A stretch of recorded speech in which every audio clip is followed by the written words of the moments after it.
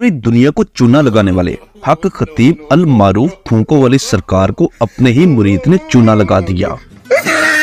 ना सिर्फ पाकिस्तान बल्कि पूरी दुनिया में जाली पीर मौजूद हैं जो अपने मुरीदों को लूटते हैं। पाकिस्तान में लाखों लोग जो ऐसे जाली पीरों के चक्रों में फंस जाते हैं, जो अपना सब कुछ बर्बाद कर देते हैं।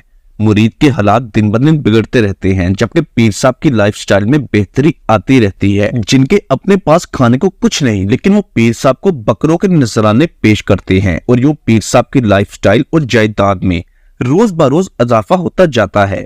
ऐसा सिर्फ पाकिस्तान में नहीं बल्कि हर मजहब, हर मुल्क में ऐसे लोग पाए जाते हैं जो लोगों को बेवकूफ बनाकर बेपनाह दौलत कमाते हैं। सोशल मीडिया पर एक न्यूज वायरल हुई जिसमें बताया गया कि हक खतीब अल मारूफ फूंकों वाली सरकार को उनके अपने ही मुरीद ने चूना लगा दिया। और ये चूना कोई हजारों लाखों में नहीं बल्कि करोड़ों रुपए का फ्रॉड पीर साहब के साथ खुद हो गया। कुछ अरसा पहले एक मुरीद साहब हक खतीब के पास आए और दुआ की दरख्वास्त की कि उसके कारोबार में बहुत नुकसान हो रहा है, दुआ करें मेरा कारोबार बेहतर हो जाए। जिस पर हक खतीब सरकार ने दुआ और वो मुरीद चला गया।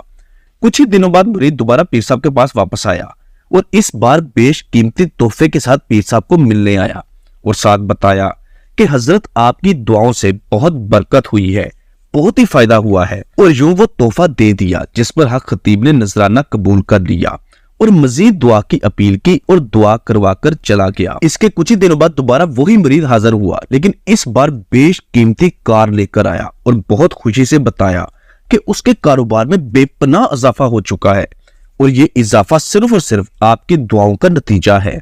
मैं आपके लिए तोहफे में गाड़ी लेकर आया हूँ, मुझे खुशी होगी अगर आप ये मेरा तोहफा कबूल कर लेंगे। हक खतीब सरकार बहुत ही खुश हुए और साथ हैरान भी कि मुरीद इतना महंगा तोहफा लेकर आ गया और उसकी कामयाबी और तरक्की उसकी दुआओं की वजह से हो रही है। खैर मुरीद ने हस्बे मामूल मजीद बरकत और कामयाबी की दुआ करवा कर चला गया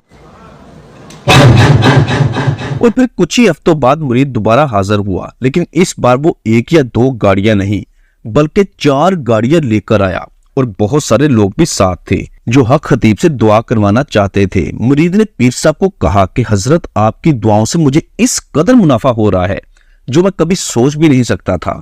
मैं करोड़पति हो गया हूँ, मेरा कारोबार इस कदर कामयाबी से चल रहा है कि मैं आपको नहीं बता सकता। ये सब बातें सुनकर और 4 नई गाड़ियां देखकर हक खतीब साहब भी हैरान हो गए और उनके दिल में भी लालच पैदा हुआ।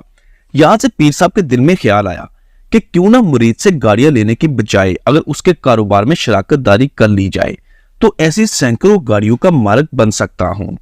पीर साहब ने अपने मुरीद को हुक्म दिया कि मैं भी तुम्हारे साथ कारोबार में शराकतदारी चाहता हूँ। जिस पर मुरीद उनके पाँव में गिर गया और कहने लगा, इतनी खुशी कि हजूर इससे बड़ी खुश नसीबी और क्या होगी। जिस हस्ती की दुआओं से मैं इस मुकाम तक पहुंचा हूं, अगर वो हस्ती मेरे साथ शराकतदारी कर ले और अपना पाक पैसा मेरे कारोबार में इन्वेस्ट कर ले तो हमारी बेइंतहा तरक्की होगी। और अभी तो रुको, क्लाइमैक्स अभी बाकी। और यूं हक खतीब साहब ने मुरीद की बातों में आकर अपने पास से 8 करोड़ रुपए नकद कैश दिया म्यूजिक और साथ कारोबार में शराकतदारी का मुआहिदा भी कर लिया। उस दिन मुरीद भी बहुत खुश था, जबकि पीर साहब भी बहुत मुस्कुरा रहे थे क्योंकि दोनों अपने अपने प्लान के मुताबिक कामयाब हो चुके थे। उस दिन मुरीद पीर साहब को खुदा हाफिज कहकर गया और दोबारा कभी नजर नहीं आया। मुरीद साहब रफू चक्कर हो गए, पीर साहब मुरीद की राह तकते रह गए। कुछ ही दिन बाद जो गाड़ियां मुरीद उन्हें देकर गया था, उनके मालिक भी वहां पहुंच गए। वो तमाम गाड़ियां रेंट की थी, ट्रैकर के जरिए उन तमाम गाड़ियों के पास पहुंचा गया और यूं वो गाड़ियां भी गईं और पीर साहब के 8 करोड़ रुपए भी वापस ना आ सके।